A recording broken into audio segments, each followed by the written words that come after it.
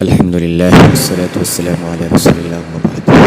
মাহে রমজানুল মাস অতিবাহিত হয়ে চলে যাচ্ছে আমাদের কাছ থেকে। মাহে রমজানের শেষে রাসূল সাল্লাল্লাহু আলাইহি ওয়াসাল্লাম সাদকাতুল ফিতরকে ওয়াজিব করে দিয়েছেন। সাদকাতুল ফিতর কাদের উপর ওয়াজিব? ফিতর প্রত্যেক মুসলমান নরনারী যার মালিকানায় মৌলিক প্রয়োজনের অতিরিক্ত 52 তোলার উপর মূল্য সমপরিমাণ সম্পদ রয়েছে তার উপর সাদকাতুল ফিতর ওয়াজিব। রূপার নেশাব হলো 200 দিরহাম, আধুনিক হিসাব অনুযায়ী 52.5 তোলা, আর বর্তমান মার্কেটের রেট হিসাবে 21 ক্যারেট রূপার মূল্য হচ্ছে 1800 টাকা। সুতরাং 1800 পূরণ 52.5 সমান 95,000। সুতরাং 95,000 অর্থাৎ কারো কাছে 95,500 টাকা থাকলে তার উপর যাকাত ওয়াজিব হয়ে যাবে, আর যার উপর যাকাত ওয়াজিব হয় তার উপর সাদকাতুল ফিতর ওয়াজিব হয়। এখন প্রশ্ন, কারো নিকট 7.5 ভরি স্বর্ণ বা 52.5 তোলা রূপা নেই, কিন্তু প্রয়োজনের বেশি টাকা পয়সা বা বাণিজ্য দ্রব্যের মূল্য এগুলোর কোনোটি পৃথক পৃথকভাবে নেশাব পরিমাণ না থাকে, অর্থাৎ কোনো সম্পদ পৃথকভাবে নেশাবের পরিপূর্ণ হয়নি, কিন্তু এসবের একাধিক সামগ্রী যা একত্র করলে 52.5 তোলার উপর সমমূল্য বা তার চেয়ে বেশি হয়, তাহলে এক্ষেত্রে সকল সম্পদ হিসাব করে যাকাত দিতে হবে। মুসান্নাফে আব্দুর রাজ্জাক 7066। কার উপর সাদকাতুল ফিতর ওয়াজিব হবে? সাদকাতুল ফিতর ওয়াজিব হওয়ার জন্য শর্ত হলো সুস্থ মস্তিষ্ক, জ্ঞানী, বালিগ হওয়া কিংবা মুকিম হওয়া শর্ত হয়। অর্থাৎ সাদকাতুল ফিতর আদায় করার জন্য কোনো মানুষ সুস্থ হতে হবে বা জ্ঞানী হতে হবে, বালিগ হতে হবে কিংবা মুকিম হতে হবে, এইগুলো শর্ত নয়, কিন্তু যাকাতের ক্ষেত্রে এগুলো শর্ত আছে। অবুঝ, নাবালিগ, মুসাফির এবং মানসিক ভারসাম্যহীন ব্যক্তিও যদি নেশাবের পরিমাণ সম্পদের মালিক হয়, তাহলে তার উপর সাদকাতুল ফিতর ওয়াজিব হবে।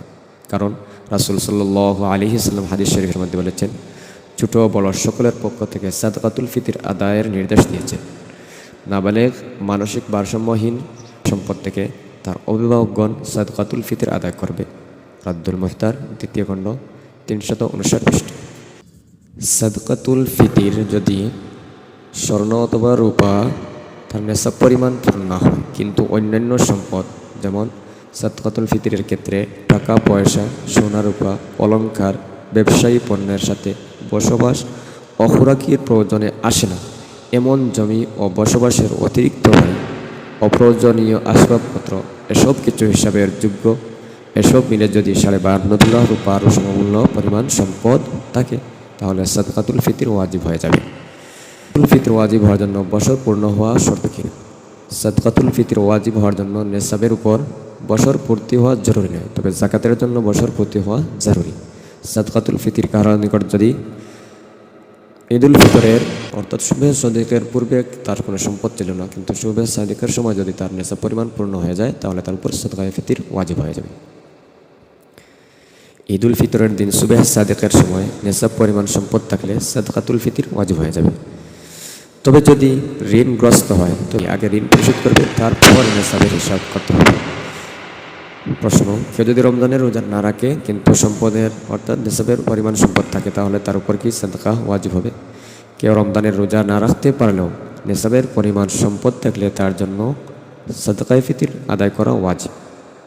প্রশ্ন, ঈদুল ফিতরের দিন সুবহে সাদিকের সময় সাদকাতুল ফিতর ওয়াজিব হয়, সুতরাং যে সন্তান ঈদুল ফিতরের সুবহে সাদিকের পর জন্ম হয় তার উপর সাদকায়ে ফিতর ওয়াজিব হবে কিনা?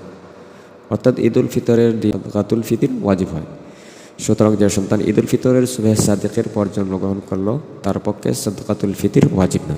অনুরূপ কেউ যদি ঈদুল ফিতরের দিন সুবহে সাদিকের পূর্বে মারা যায়, তাহলে তার উপর সাদকাতুল ফিতর ওয়াজিব হবে না, পরে মারা গেলে সাদকাতুল ফিতর ওয়াজিব হবে। সাদকাতুল ফিতর এবং যাকাতের মধ্যে পার্থক্য কি? 1. যাকাতের মধ্যে 1 বছর পূর্ণ হওয়া শর্ত, কিন্তু সাদকাতুল ফিতরের মধ্যে সম্পদের মধ্যে অর্থাৎ নেশাবের মধ্যে 1 বছর পূর্ণ হওয়া শর্ত নয়। 2.